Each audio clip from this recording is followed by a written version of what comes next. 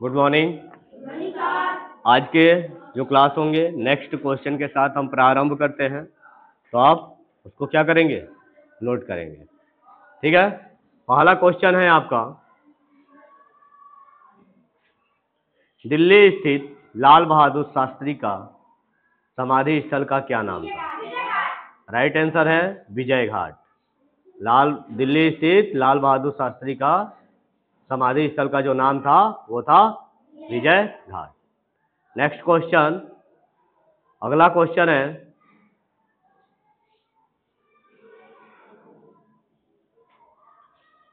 महाभारत के रचयिता कौन है?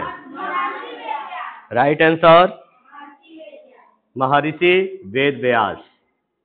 बिल्कुल सही।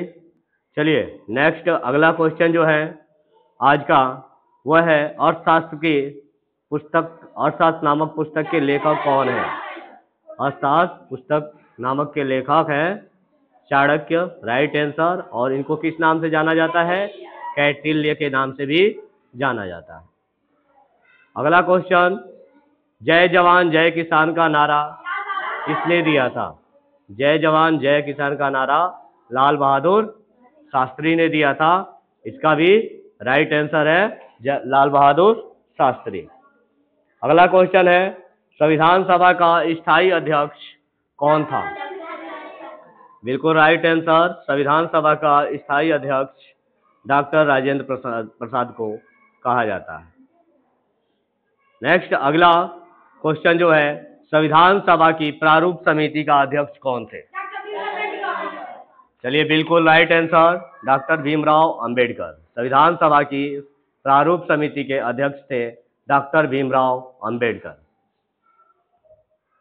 ठीक है। अगला, विश्व रेड क्रॉस दिवस कब मनाया जाता है? इसका राइट आंसर है 8 मई। अगला क्वेश्चन है आज का, सूर्योदय का देश के नाम से कौन सा देश प्रसिद्ध है? राइट आंसर है जापान, यानी कि सूर्योदय का देश के नाम से जापान प्रसिद्ध है। अगला क्वेश्चन है, अंतर्राष्ट्रीय महिला दिवस कब मनाया जाता है? राइट आंसर है 8 मार्च। अगला क्वेश्चन, क्षेत्रफल की दृष्टि से सबसे छोटा राज्य कौन सा है? इसका भी राइट आंसर है, क्षेत्रफल की दृष्टि से सबसे छोटा राज्य है हमारा गोवा। ठीक है, गोवा। और अगला क्वेश्चन है आज का, ओणम किस राज्य का प्रसिद्ध त्योहार है? बिल्कुल राइट आंसर, ओणम केरल का प्रसिद्ध त्योहार है। चलिए अगले क्वेश्चन को देखते हैं, दिल्ली भारत की राजधानी कब बनी? दिल्ली भारत की राजधानी जो बनी थी 1911। Right answer. अगला क्वेश्चन, सबसे चमकीला ग्रह किसे कहा जाता है? वेरी गुड, शुक्र। अब बिल्कुल आसान क्वेश्चन है जो केवल हम लोग क्या कर रहे हैं, एक बार रिवाइज कर रहे हैं। अगला क्वेश्चन है, भारत का राष्ट्रीय पशु कौन सा है? राष्ट्रीय पशु, वाह वाह वाह, ये ध्यान दीजिएगा, छोटे छोटे क्वेश्चन ही क्या होते हैं। अब बिल्कुल आसान क्वेश्चन है जो केवल हम लोग क्या कर रहे हैं, एक बार रिवाइज कर रहे हैं। अगला क्वेश्चन है, भारत का राष्ट्रीय पशु कौन सा है? राष्ट्रीय पशु, वाह वाह वाह, ये ध्यान दीजिएगा, छोटे छोटे क्वेश्चन ही क्या होते हैं, गलत होते हैं। राष्ट्रीय पशु क्या है? बाघ है, मोर नहीं। मोर क्या है? पक्षी है। चलिए अगला क्वेश्चन, जब आसान क्वेश्चन आता है ना तो उत्साह हो जाता है मन में, तो पता चलता है कि आंसर कुछ और देना था और दे बैठते हैं कुछ और। तो अगला क्वेश्चन है, भारत का राष्ट्रीय पक्षी कौन सा है? तो इसका राइट आंसर है मोर। क्या है? मोर।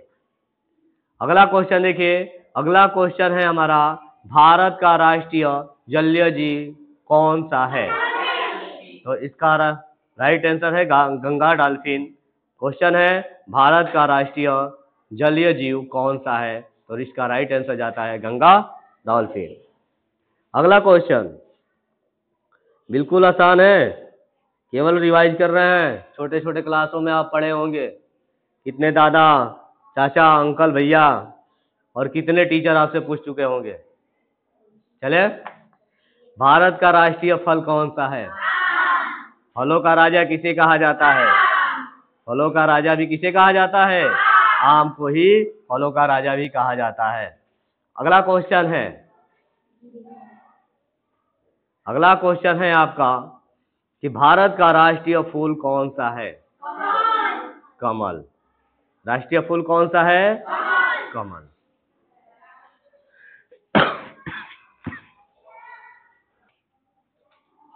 अगला क्वेश्चन,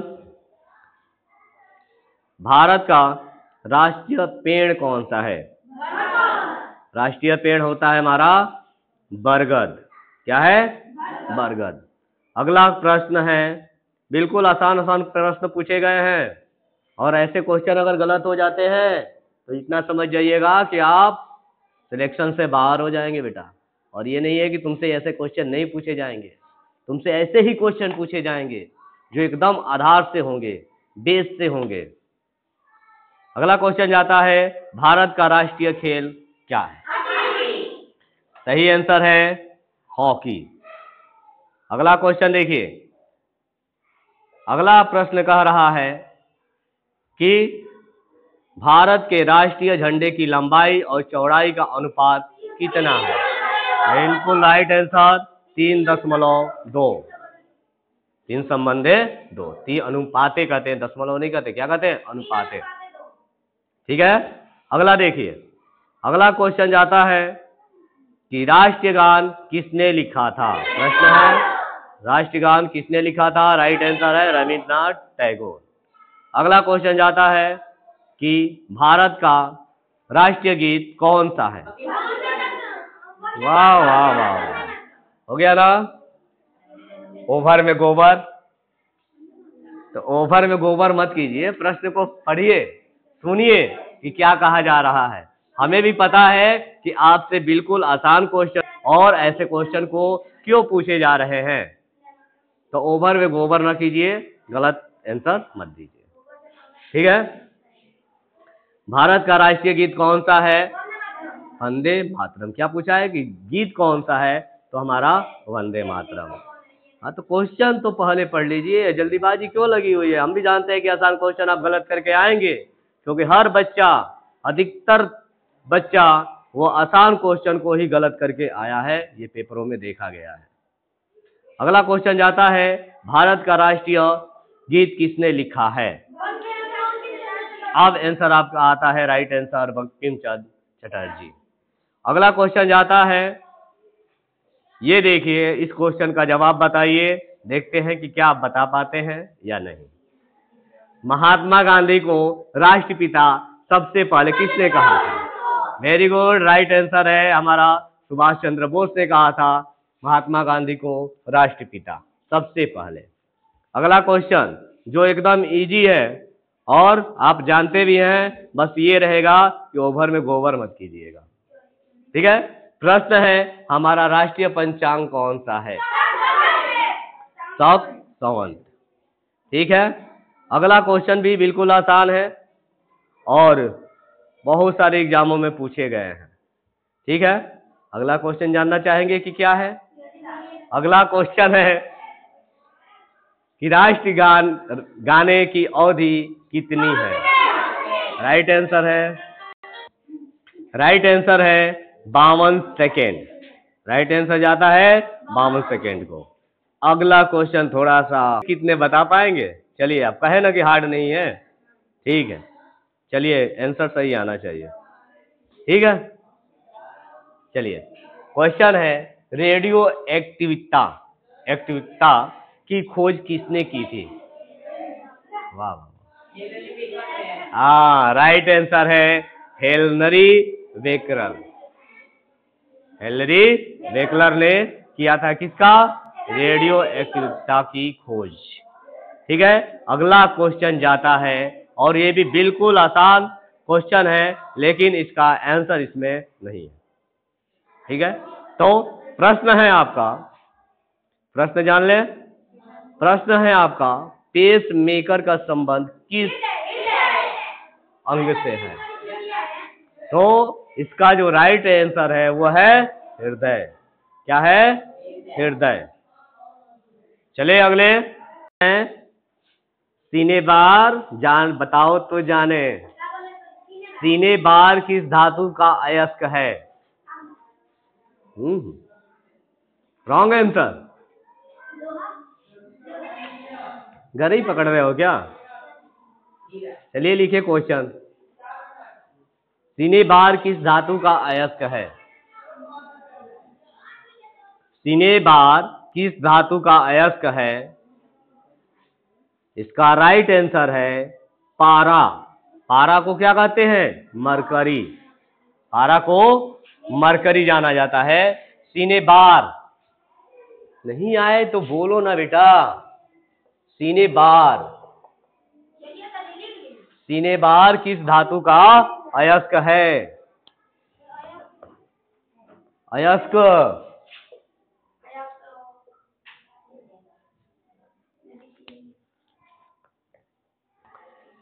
अगला क्वेश्चन, अगला क्वेश्चन बताए। अगला क्वेश्चन है, कौन सा यंत्र दूध में पानी की मात्रा नापने के लिए प्रयोग किया जाता है? कौन सा यंत्र दूध में पानी की मात्रा मापने के लिए प्रयोग किया जाता है? राइट आंसर है इसका लैक्टोमीटर।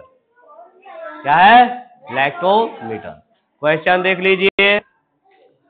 चलिए, कह रहा है, प्रश्न है,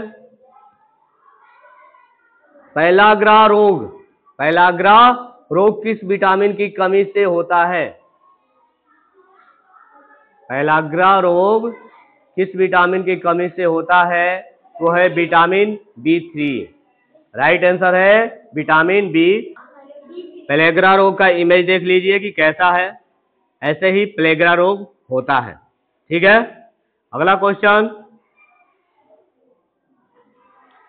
अगला क्वेश्चन है, प्रश्न पूछा जा रहा है, क्या बिल्कुल आसान क्वेश्चन है, बता के दिखाइए तो जाने। मछलियों के यकृत तेल में किसकी प्रचुरता होती है? मछलियों के यकृत तेल में किसकी प्रचुरता होती है? मछली का तेल होता है ना, ये कौन सी चीज है, किसकी प्रचुरता होती है? इसका राइट आंसर है विटामिन डी।